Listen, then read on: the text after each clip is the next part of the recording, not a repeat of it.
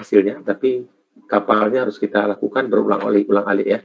Nanti misalkan arahnya timur-barat, setelah ke timur, balik ke barat, balik ke timur lagi, pada jarak area penelitian tertentu ya. Misalnya kita mau meneliti sejauh berapa? 30 km misalnya, maka kita harus bolak-balik sejauh itu.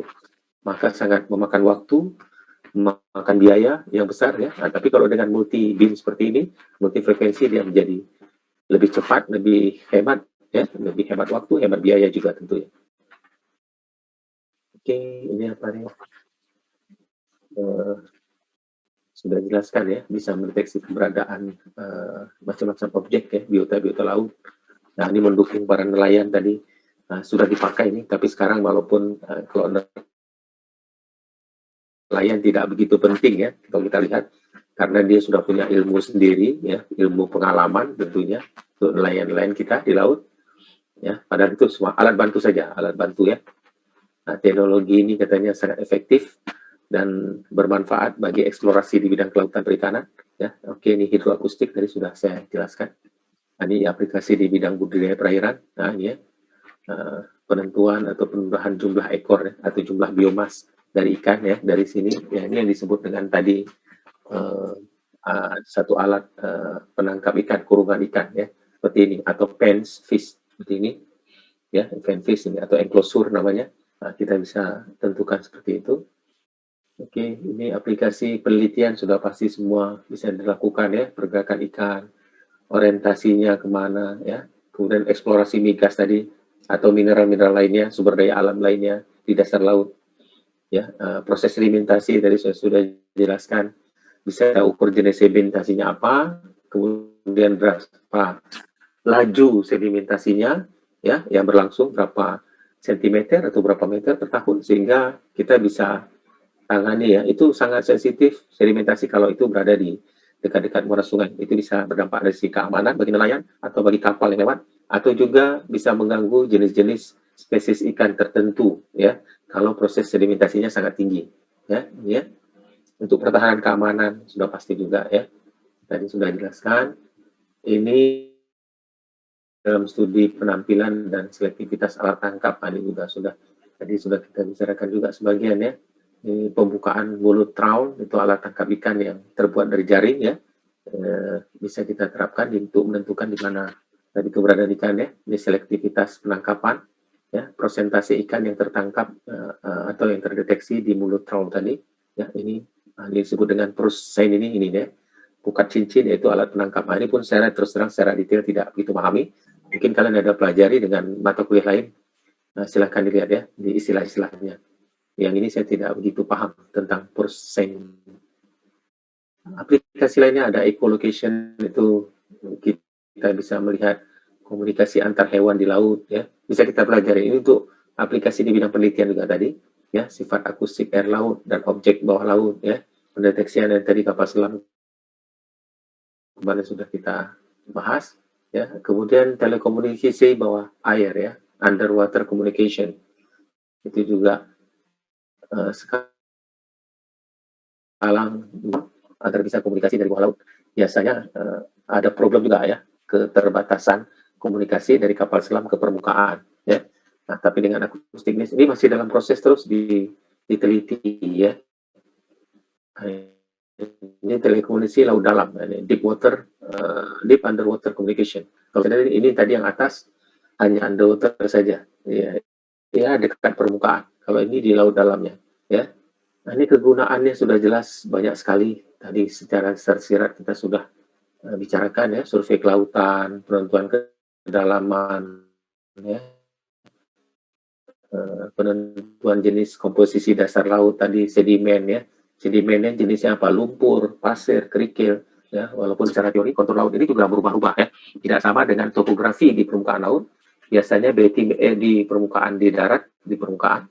Kalau batimetri itu sering perubahannya lebih cepat ya. Makanya survei-survei baterometri ini terus dilakukan oleh kapal-kapal riset kita di BPPT ya. Mereka terus melihat perubahan di dasar laut. Kalau di permukaan laut ya, topografi itu biasa relatif stabil, tetap ya. Di dasar laut itu prosesnya cepat perubahannya ya. Ini eksplorasi migas Ya, kegunaan lainnya untuk tadi sedimentasi udah, pertahanan keamanan sudah sangat jelas. Ya, itu TNI kita, TNI AL kita itu juga menggunakan alat-alat yang menggunakan sistem akustik juga. Ya, nah, faktor penting dari sebuah alat akustik, instrumen akustik itu yang pertama ada sumber suara, kemudian ada perambatannya yang melewati medium air, ya ini ada receivernya. Nah, jadi ada alat namanya transmitter, ini receiver. Nah, di intensitas suara itu tergantung tadi, ya bukan kerasnya suara, intensitas itu energi suaranya, ya energi suaranya, sehingga seberapa jauh dia jangkauannya. Nah, bukan keras suaranya sekali lagi, ya. Kemudian frekuensi suara dan faktor lingkungan yang mempengaruhi di laut ini, ya. Nah, itu berapa faktor penting di akustik. Oke, ini sedikit nasional, walaupun nanti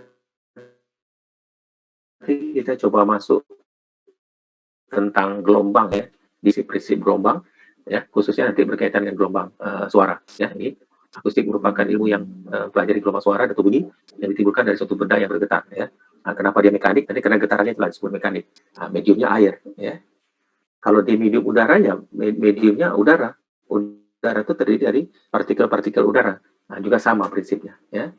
Suara dapat kita rasakan dan kita dengarkan, namun keberadaannya tidak pernah dapat kita lihat. Jelas ya, tidak ada satu orang pun kita bisa melihat suara, tapi kita bisa mendengarnya, bisa merasakannya, ya, bisa menikmatinya ya. Kalau suara musik ya, kita bisa nikmati ya, atau suara orang ceramah, suara azan dan lain-lain ya.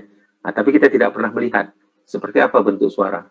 Nah, karena dia bersatu dengan mediumnya. Kalau medium air ya di air, kalau medium udara di udara ya. Nah, sehingga akan sangat sulit menerangkan seperti apa gambaran suara itu. Nah, nanti di berikutnya saya coba jelaskan tentang teori gelombang ya. Seperti ini ya, sumber suara, ya ada sumber getar yang menghasilkan suara, tadi energi suara saya sebutkan, lalu sini ada mediumnya, di sini udara, di sini ada receivernya, telinga penerima, itu sebagai receivernya. Sehingga tadi gelombang yang dipancarkan dari satu sumber bisa diterima di receivernya, ya. Nah, ini mediumnya. Yang dipancarkan sebenarnya gelombang, walaupun kita tidak pernah melihat seperti apa bentuk gelombang seperti ini, ya. Nah, itu kan tidak ada pernah di antara kita yang bisa melihat suara, ya. Itu. Jadi suara atau bunyi itu dapat didefinisikan sebagai gelombang yang bergerak dalam medium. Mediumnya semua, baik gas, padat, cair, semua bisa, ya. Juga suara tadi bisa menggambarkan rupa dari suatu gelombang bunyi, ya. Kita dapat dengan melakukan percobaan dengan memberikan usikan pada air. Ini contoh saja sebagai analoginya, ya. Kita berikan usikan atau gangguan pada air atau gelombang tali juga bisa yang tampak sebagai aliran getaran atau energi getaran, ya, yang merupakan gambaran dari bunyi. Sebagai gambaran saja, sebagai ilustrasi bahwa gelombang bunyi yang merambat di medium tadi, gelombang suara, ya mungkin kalau kita berada dalam satu kelas, satu ruangan, suara yang saya keluarkan lalu kalian tangkap di telinga kalian, itu persis kira-kira analoginya seperti yang dijelaskan sini. Ya, kita memberikan gangguan atau usikan pada medium air, lalu air itu merambat. Ya, nah seperti ini kira-kira. Ya, kalau ada air yang tenang atau di kolam, ya, lalu kita lemparkan satu buah kerikil kecil, maka dia akan menghasilkan gelombang seperti ini. Nah, kira-kira seperti itulah. Karena tadi disebut bahwa gelombang suara itu hanya bisa kita rasakan, tidak ada yang pernah bisa melihat. Nah, tapi coba dibayangkan kira-kira seperti inilah perambatan gelombangnya. Mengarah ke semua arah. Artinya kalau saya berbicara di sini memberikan suara, ya mungkin orang yang paling keras yang mendengar adalah orang yang berada di depan saya. Tapi orang yang berada di belakang saya juga dengar. Artinya perambatan gelombang yang keluar dari sumber suara di mulut saya itu merambat 360 derajat ke semua arah. Ya, betul gitu ya? Betul kan? Semuanya dengar kan?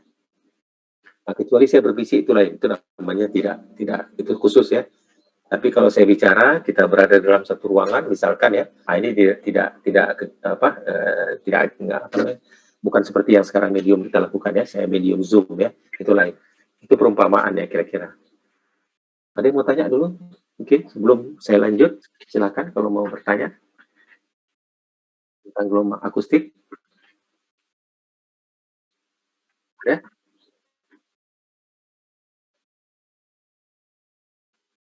izin Halo, bertanya, silakan. Pak. Iya.